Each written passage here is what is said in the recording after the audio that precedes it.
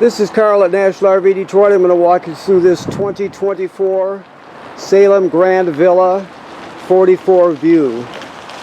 Okay?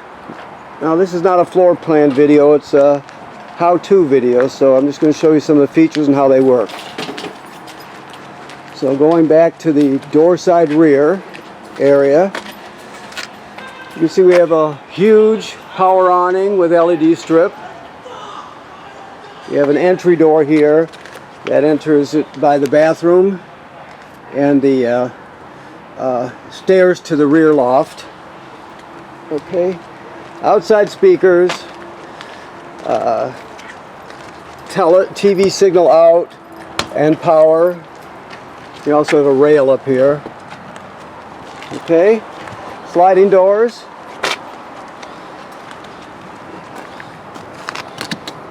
More power.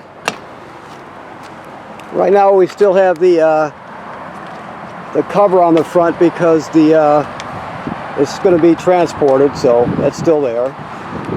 2 LP tanks full, and of course a deep cycle marine battery. Front slide room.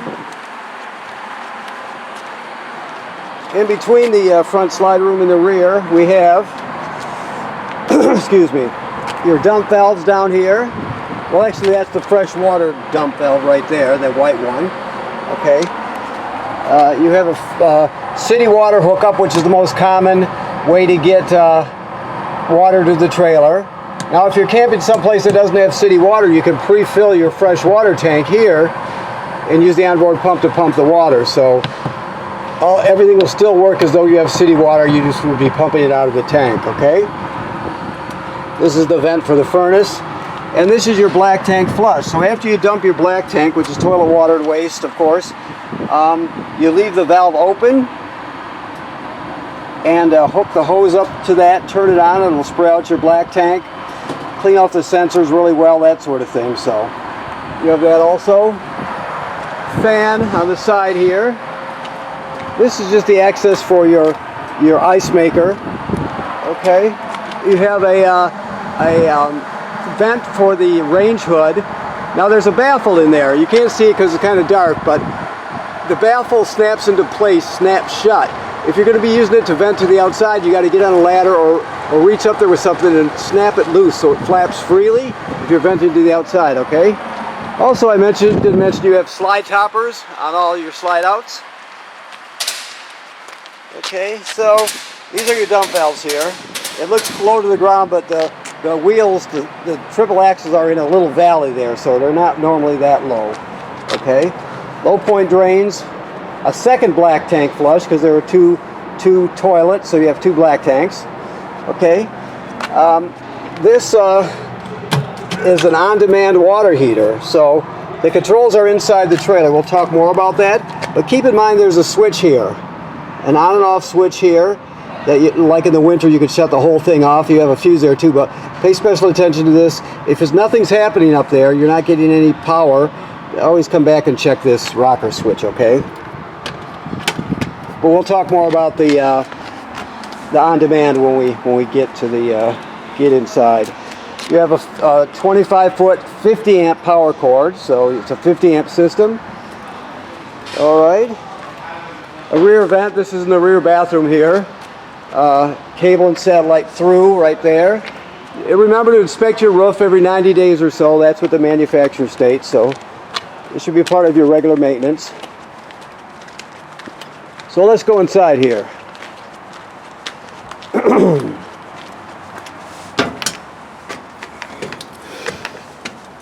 Okay, so we'll start right here at this panel. So it's pretty self-explanatory. You have lights, but then you have to rub your thumb over this to light them up, as you can see. Your water pump is here. Your slide room, the slides are hydraulic, so you just push this button to control both the front and rear slide. Of course, all your levels here. And this is the controller for your on-demand water. I'm going to go out there and turn it on so I can show you at least. Now there are some safety some safeties on that system. If you don't have water available, like you're not hooked up to city water, or there's no water in the freshwater tank and the pump's not turned on, if you don't have that, then the gas burner won't light. So keep in mind, you always have to have access to water and the let me see what we got here, and or else it won't light at all. So it's not broke, you just got to make sure that you have water. So when you call for water by turning on the hot shower, this whole thing should light up and start giving you steady hot water. But you have to have city water hooked up, or the water in the tank with the pump running. Okay, so here we go. You can change it from Celsius to Fahrenheit here, of course. Right now it's doing Celsius for some reason. There's Fahrenheit. 66 output temperature right now. Now there's no water on demand, so I can't get this to turn on. But you can see that's pretty common, like that's 122 degrees. You can set it for that, and some people use 115. It's up to you. You got to be careful, obviously, but that's all you're going to do is turn on the city water, get it set, and then as soon as you turn on a hot water tap, the burner will light and it'll start giving you non-stop hot water. Okay. Okay. Thermostat works like any other thermostat. You just hit the mode button and light it up, and then scroll through it or punch through it. Okay. This is the front half bath, I guess you would call it. That's where that vent on the side was, right? Right now you can see there's antifreeze in it. Like all black tanks sit over, or all toilets sit over a black tank, right? So when you get to where you're going, you hook up your power and your water. You'll come in here, you'll put a dose of chemical in the bowl, then you'll stand on the pedal here and you'll open it up and you'll hold it open, the flush pedal right here I should say, and you hold it open till at least a gallon of water along with the chemical goes into the tank below. You do this for each toilet. At least a gallon. You can use more, some people use more, but don't use less than a gallon.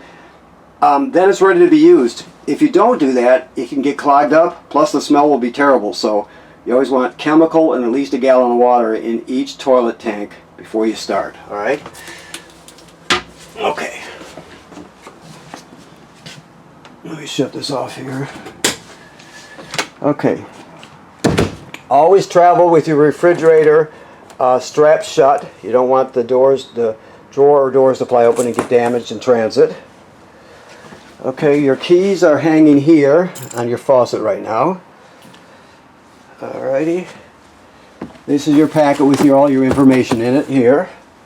And of course, you have self-closing drawers, as you can see.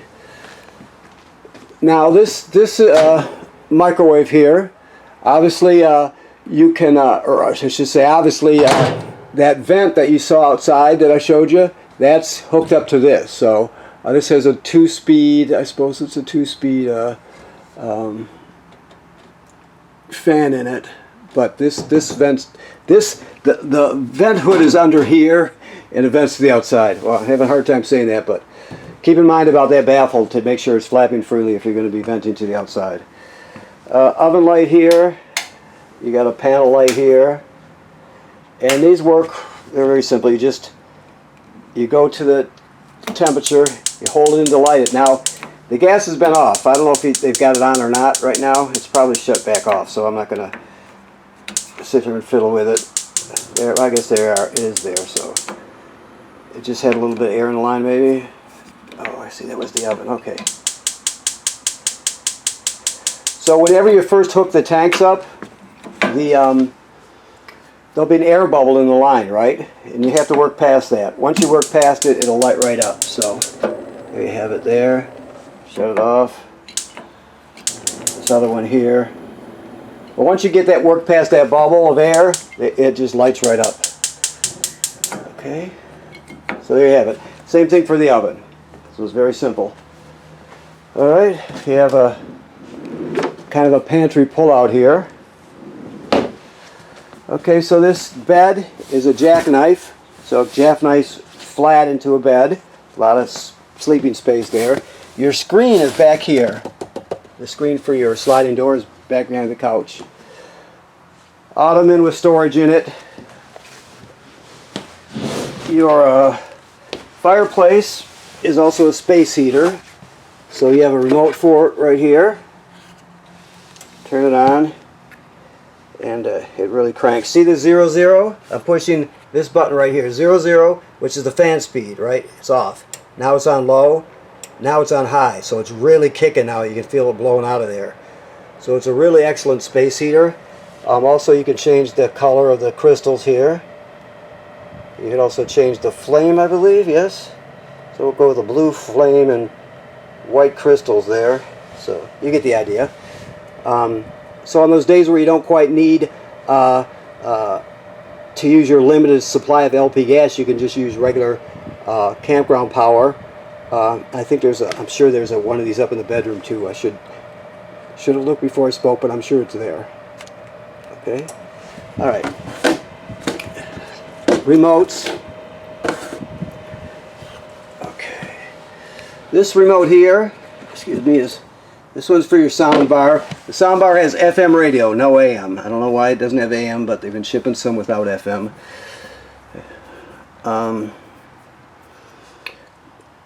USB drive here. HDMI in, so if you want to go into the system with, let's say, a portable Blu-ray player or something, you can go into the system there. You have Bluetooth, so you can stream wirelessly from your phone or your tablet. 2 speaker zones, one is inside the trailer, 2 is outside the trailer. And then you have the televator here where this TV is at. Let me go to the switch for this now. You have a panel because this has powered blinds, and so let's just go. You just pick the one you want. In this case it'll be the TV lift, and we'll go up to the televator.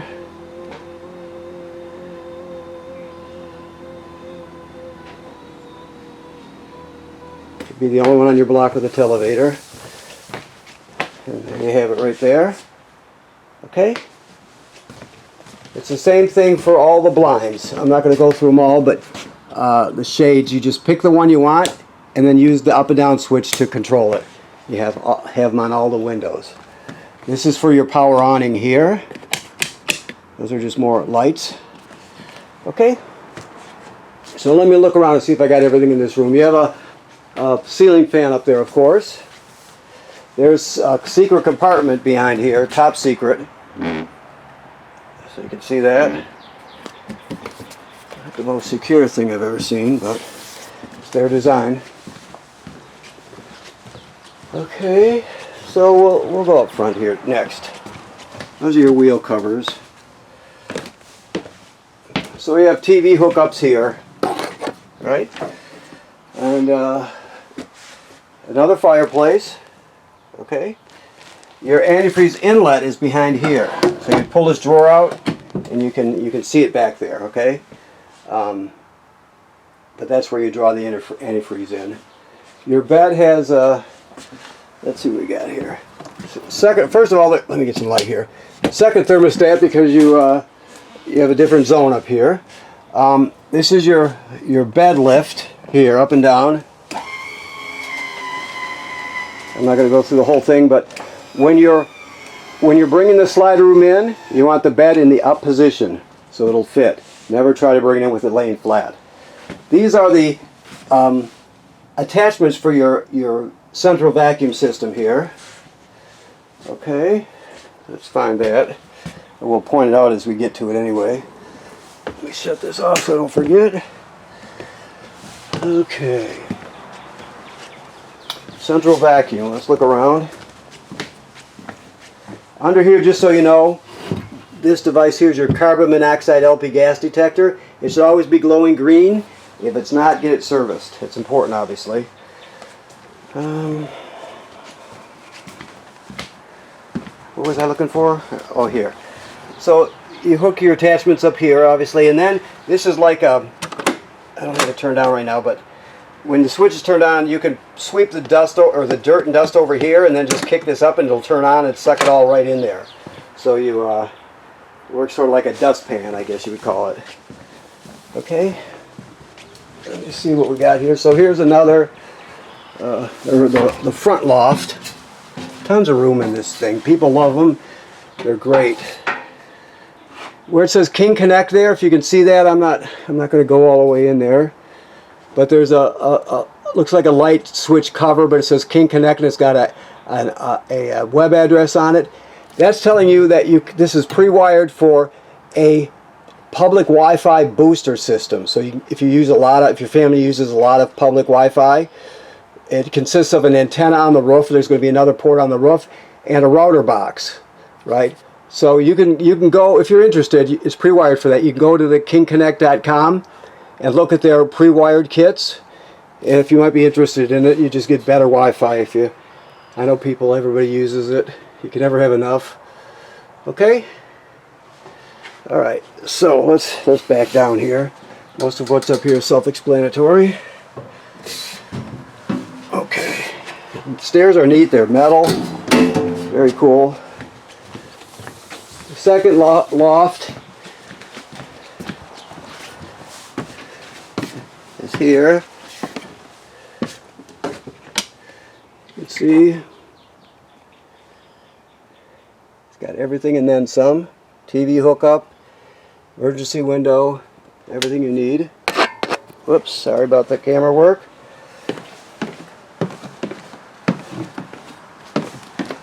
And here's the main bathroom here.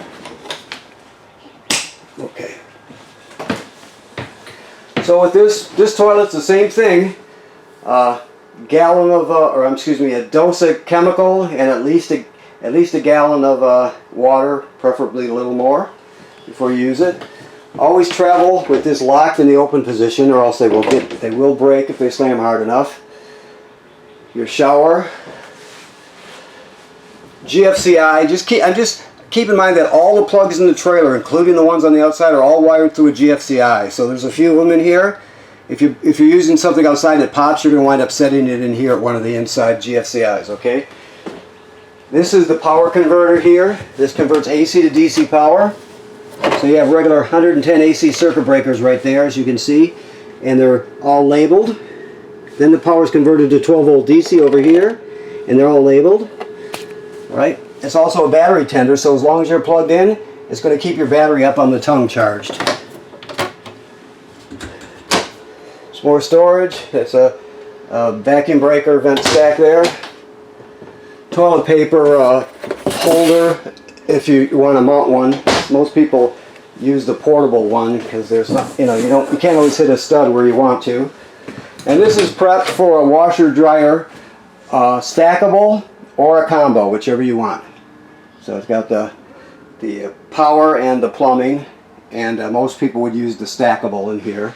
If you need to, you can remove the shelf, but I kind of think they would both fit in here, without moving that. Okay, so if you want to add a washer dryer, it's already prepped for that. Okay, I think we've got it here. Let me look around here. Okay, I mentioned this converts into a bed, of course. You have all your stools under here. I think there's 4 of them, 5 of them, 5 stools. Okay. Okay, I guess that does it then. So I want to thank you for purchasing your trailer here at National RV Detroit. Please remember I said about inspecting the roof. It should be part of your regular maintenance. Also, this is winterized right now. So all the water's been purged and replaced with antifreeze. And keep in mind that it's set for the winter time. Once you get to summer, you have to hook up the hose to the city water hookup, and you just push all the antifreeze out. You got nothing but clean clear water in it, and you don't have to really worry about you don't have a tank on it, so you don't have to worry about bypassing anything because you have this this on-demand water heater. So okay, thank you very much.